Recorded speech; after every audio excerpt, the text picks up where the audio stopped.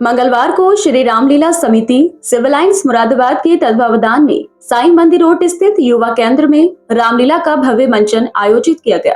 त्रिमूर्ति कला केंद्र मुरादाबाद के कलाकारों ने मंचन के 8वें दिवस पर बाली वध, लंका दहन और विभीषण शरणागति जैसे महत्वपूर्ण प्रसंगों का जीवंत अभिनय प्रस्तुत कर दर्शकों को भाव विभोर कर दिया।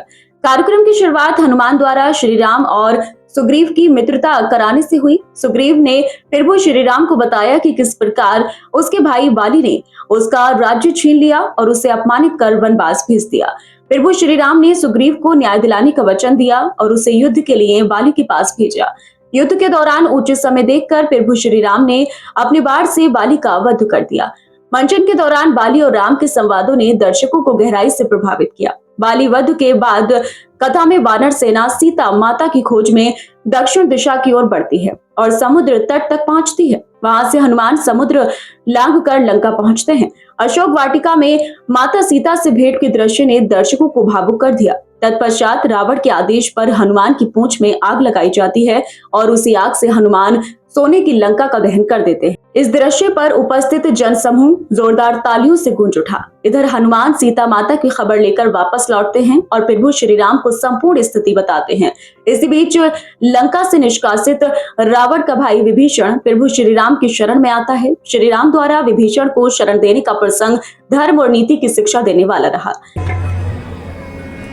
क्या बातें कर ही ऐसी बातें बनाता रहेगा। चल मुझसे युद्ध कर।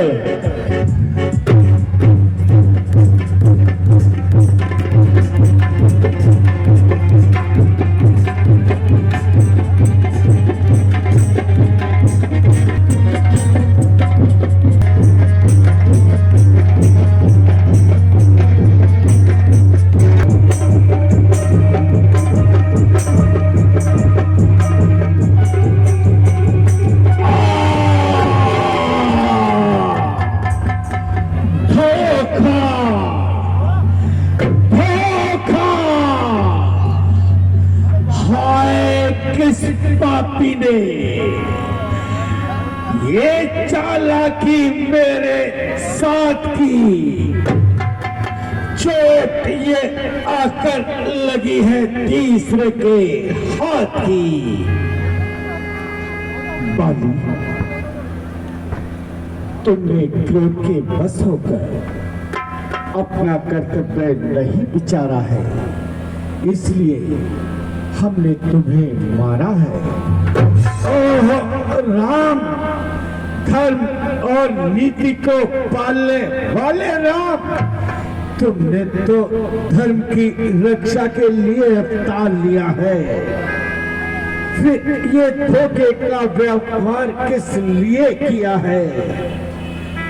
आप तो समदर्शी कहलाते हैं, फिर मुझे शत्रु मानकर मित्र सुग्रीव को किस लिए बनाया है? धर्म हेतु अवतार तिहारा, धर्म कर्म निजी। तुमने मित्र बनकर हमें धोखा दिया है। जानते हो विश्वासघात का फल क्या होता है?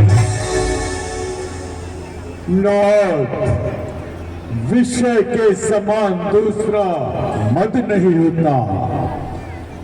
यह क्षण भर में मुनियों के हृदय में मोह उत्पन्न कर देता है, बड़े बड़े ज्ञानियों का ज्ञान हल लेता है।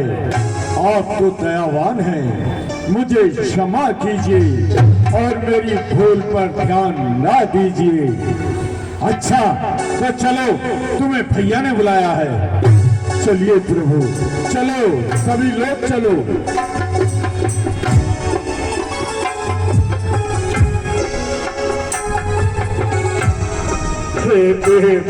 अपराधों को क्षमा कर दीजिए।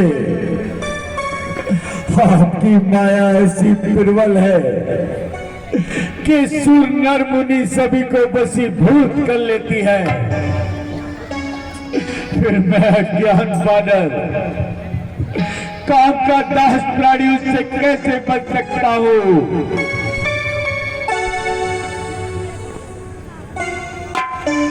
प्यारे सभी, तुमने ठीक कहा, माया बड़ी प्रबल होती है। अच्छा, बीती बातों को जाने दो और सीता की खोज का प्रबंध करो। बहुत अच्छा भगवान हनुमान जी, समस्त सेना को हमारे सामने उपस्थित किया जाए। सेना उपस्थित है महाराज। भाइयों, प्रभु रामचंद्र जी का कार्य और मेरा उपकार इसी में है कि तुम चारों दिशाओं में चले जाओ और जैसा भी हो सके सीता जी का पता लगाओ। याद रखना कि जो कोई 1 मास से अधिक लगाएगा वह मेरे हाथों से अवश्य ही मारा जाएगा। जैसी आज्ञा महाराज। बोले भगवान रामचंद्र की जय। पाछे पवन तन आदि पराक्रमी वीरों, तुम सब दक्षिण दिशा में चले जाओ और मनसा, वाचा और कर्म से जानकी जी का पता लगाओ। ऐसा ही हो तो समझाना तथा हमारा बल और पराक्रम प्रकट करके ढाढ़स बंधाना, किंतु 1 मास से अधिक समय ना लगाना और लौट की बार सीता की कोई निशानी भी ले आना। जैसी आज्ञा प्रभु। सीता नहीं कह सकती जो रात दिन हृदय में तेरे प्रेम की ज्वाला तैरती है। लाखों देश बनाए इसको जैसा करना है। निसंदेह देखने में धोखा भी हो सकता है, परंतु हृदय की बात कभी झूठी नहीं होती। मन की साक्षी किसी को धोखा नहीं देती। ना हो तैयार अपने नाश पर, फूटता है किसलिए अज्ञान तू आकाश पर।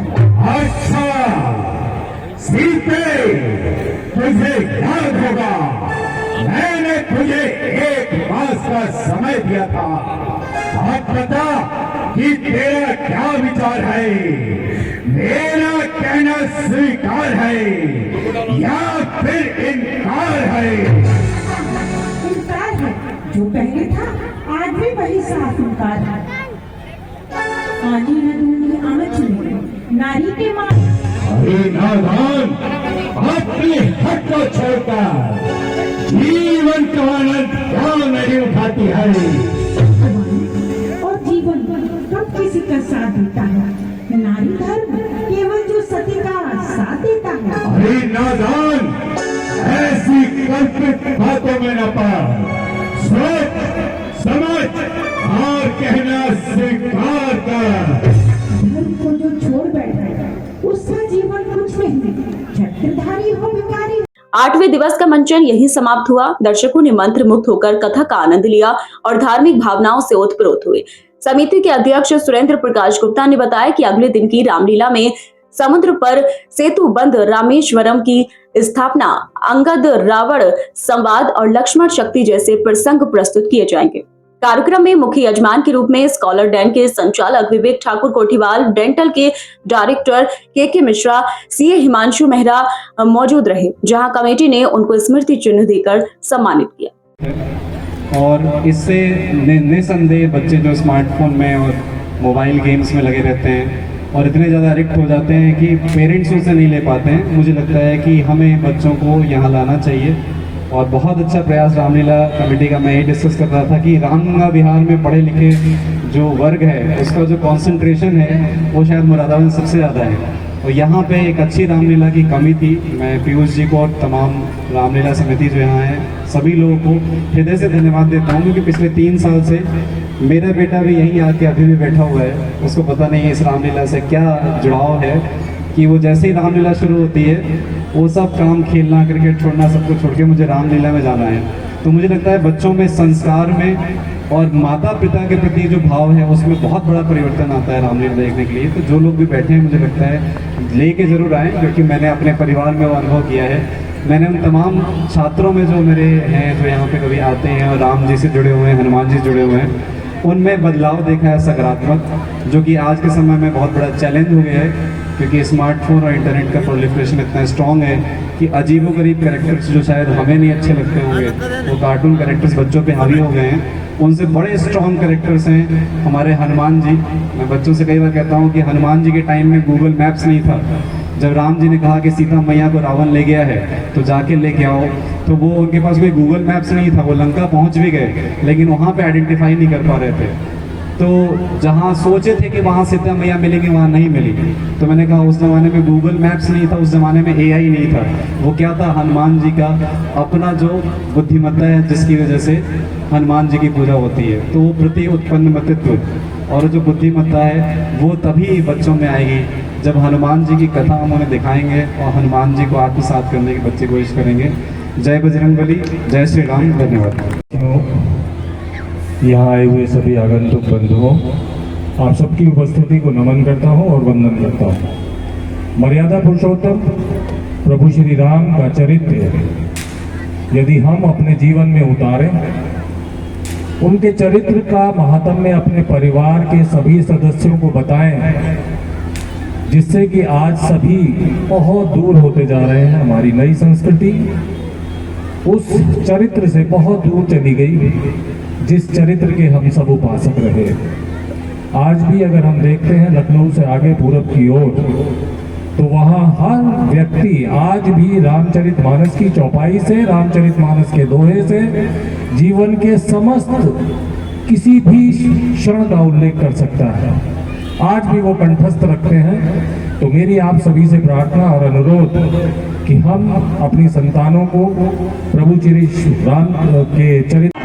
भैया आज रामलीला में किस चीज़ का मंचन है? आज श्री रामलीला समिति के तत्वाधान में होने वाली पावन पवित्र रामलीला में आज लंका दहन का मंचन किया जा रहा है और बहुत अच्छी अत्यधिक पब्लिक के साथ, दर्शकों के साथ इसका आनंद ले रहे हैं।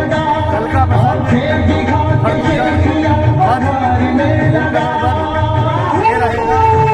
और साथ ही साथ लंका पर चढ़ाई की जाएगी और आगे की रामलीला 2 अक्टूबर तक क्या चलेगी और लोग इसका भरपूर आनंद ले रहे हैं और छोटे छोटे बच्चे पूरे मस्ती के साथ इस रामलीला देख रहे हैं।